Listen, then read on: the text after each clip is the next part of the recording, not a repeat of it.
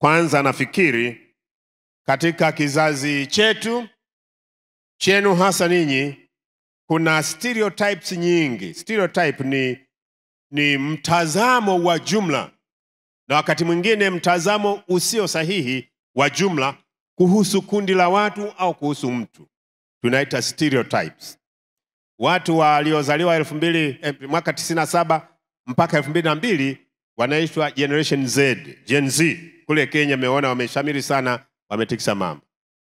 Na kuna stereotypes zinazowahusu Gen Z. Kuna mtazamo na hisia na uelewa unaowahusu hao Gen Z, vijana kwa ujumla.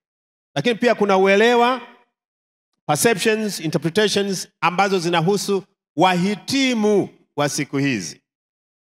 Watasema wahitimu wa siku hizi, kwanza Gen Z watasema hao wanakwazika haraka, wanataka kufanya kazi usiku, wanataka kulala mchana, wanachoshwa haraka, wanakuwa prone to stress. Yani wanaweza hivyo. Hizo ndio stereotypes. Labda kuna ukweli, mimi sijui, lakini ndivyo wanavyodhaniwa. Vivyo hivyo kwa wahitimu wa vyuo vikuu, wanasema hawaajiriki, wanasema hawajui, watasema baadaye, wengine watasema ni vyuo mitaala waliopitia haisaidii, au ufundishaji haukuwa wenyewe. Au watasema wanafunzi wenyewe wahitimu hawajiongezi, kwa hiyo hawatuonyeshi kwamba wamepata chochote kutoka chuoni. Na wengine watasema wamepita chuoni lakini chuo hakikuwapitia, hakijapita ndani. Ni stereotypes.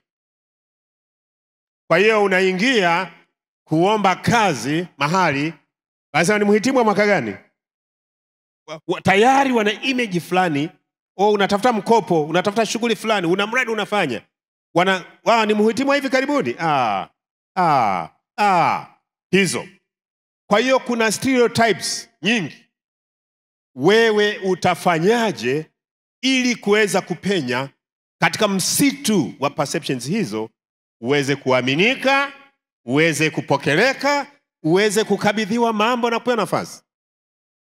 Unaona, too many interpretations, too many perceptions kuhusu college graduates of our time, of your time.